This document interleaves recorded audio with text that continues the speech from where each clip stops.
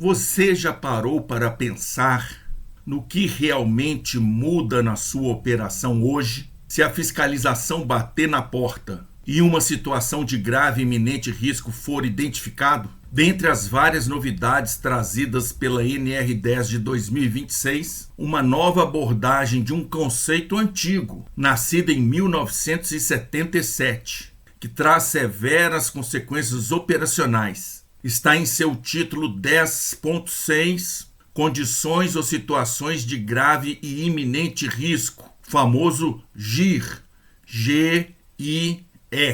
Eu juntei neste vídeo as minhas principais reflexões sobre como esse impacto operacional, dentre as várias novidades trazidas pela NR10 de 2026, irá demandar respostas rápidas de gestores, engenheiros e eletricistas. Assista para entender o GIR, para você se orientar nas medidas que a sua planta ainda demanda para se evitar uma possível interdição de suas atividades. A portaria do Ministério do Trabalho e Emprego, número 737, publicada em 29 de maio de 2026, traz a atualização da NR10, atualização muito esperada. Trabalhada por mais de 6 anos, em 2020 houve consulta pública. Engloba aspectos severos quanto às medidas de proteção coletivas contra arcos elétricos, notadamente em seu item 10.5.2. Esse tema abordaremos em outros vídeos. Hoje vamos abordar a novidade imposta pelo item 10.15,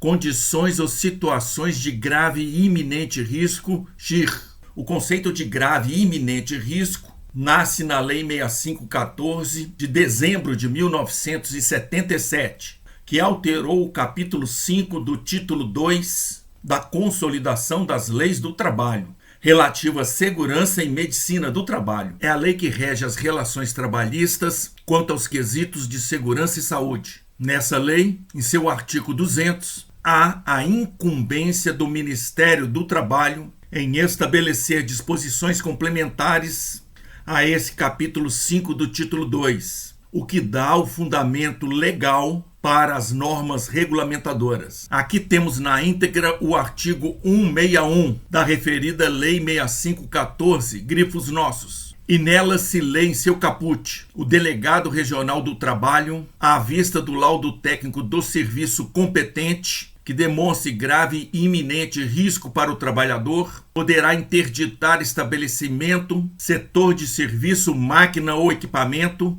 ou embargar a obra, indicando na decisão, tomada com a brevidade que a ocorrência exigir, as providências que deverão ser adotadas para a prevenção de infortúnios de trabalho. Destacamos e comentamos as seguintes expressões desse caput: à vista do laudo técnico, tem de existir uma inspeção e a emissão de um documento legal de laudo pelo fiscal do trabalho. Demonstre grave e iminente risco ao trabalhador. Para se demonstrar, há de se definir na prática que venha a ser grave e iminente risco. Tarefa para as disposições complementares, NR. Poderá interditar ou embargar, deixando a definição dos critérios para a efetiva imposição ou não da interdição ou embargo nas disposições complementares, NR, as providências que deverão ser adotadas para a prevenção de infortúnios de trabalho. Confessa que o objetivo do embargo e interdição é a prevenção de acidentes. Interdição ou embargo são medidas de proteção coletiva extrema. Assim sendo, não são punições e, portanto, não afeta as eventuais punições cabíveis e impostas pelo fiscal do trabalho. O parágrafo 6 resguarda os direitos do trabalhador em caso de embargo ou interdição. A NR3, embargo e interdição, nasce pela portaria 3214 de junho de 1978.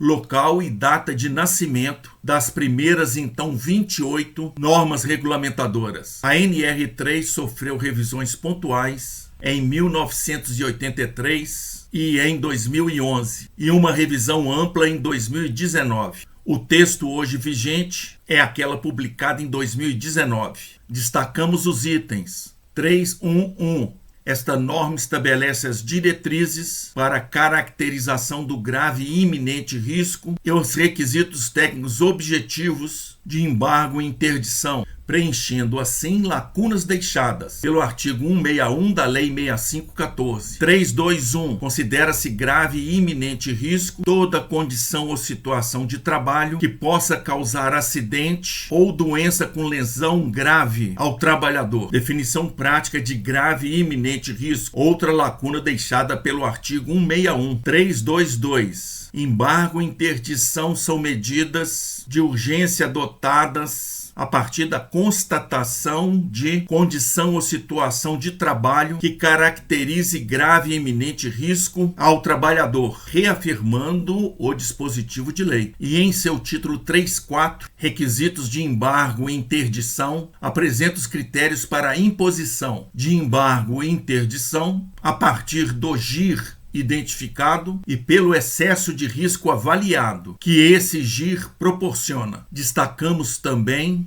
item 3511. Fica dispensado o uso da metodologia prevista nesta norma para a imposição de medidas de embargo ou interdição quando constatada condição ou situação definida como grave e iminente risco nas normas regulamentadoras. Assim, os autores das NRs específicas, conhecedores da ciência que envolve e define a NR em particular, têm o poder de enumerar as situações que eles, autores, entendem como GIR, em o fiscal encontrando em campo situação reconhecida como GIR pela própria ANR, tem o poder de impor embargo e interdição. O item 3511 agiliza o eventual embargo ou interdição em situações notórias de GIR. São itens em que, se faltando a simples falta, já configura situação de GIR. Podemos entender assim, são situações ou providências em falta em que não há outras medidas, quaisquer que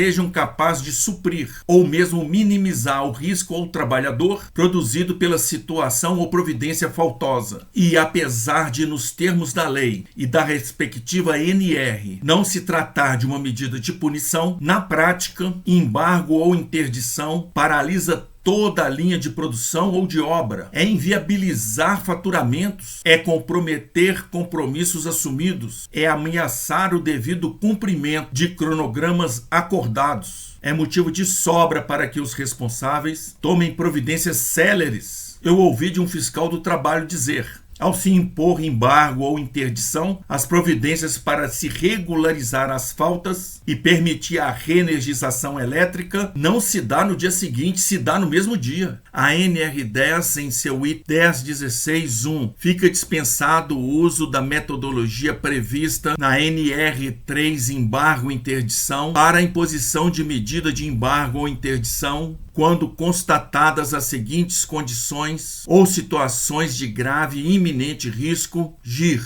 Caput reforçando e repetindo o que já está descrito na NR03. A ausência de medidas de proteção coletiva em instalações elétricas de áreas classificadas como previsto nesta NR. A ausência dessas medidas pode resultar em explosão da instalação ou equipamentos, sem medidas outras de evitação ou de minimização significativa de consequências. B. Não adoção de procedimentos apropriados para desenergização ou reenergização ou de alternativas permitidas. A desenergização e a consequente reenergização após a intervenção são medidas de controle prioritárias, pois elimina o perigo elétrico. É medida de ouro, dispensando qualquer outra medida de controle dos riscos elétricos. Todavia, a desenergização, assim como a reenergização, envolve trabalhos em instalações energizadas e é a origem de muitos acidentes elétricos. C. Realização de serviço em eletricidade e trabalhos em proximidade de instalações elétricas por trabalhador que não atenda aos requisitos estabelecidos no capítulo 10.10 desta NR. É o serviço em eletricidade por profissional não autorizado. Para autorização, o trabalhador tem de ter conhecimento em eletricidade, treinamento em segurança, treinamento nos procedimentos de trabalho, condições necessárias para que se possa trabalhar com segurança. Colocar trabalhador em instalações elétricas sem atender a esses quesitos é favorecer a ocorrência de acidentes. D. Não realização de ensaios e testes de isolação elétrica em equipamentos, ferramentas, dispositivos isolantes, equipamento de proteção individual e coletivo, conforme determina esta NR. Se a isolação é a garantia de segurança do trabalhador, a isolação tem de ser verificada rotineiramente. Concluindo, situações de GIR citadas em 10.16 devem ser atentadas de forma prioritária em nosso cronograma de adequação. Clique nos cards e conheça outros de nossos vídeos. Guia de informações sobre os fatores de riscos psicossociais relacionados ao trabalho. NBR 5419, parte 3. Distância de separação entre SPDA e ferragens estruturais.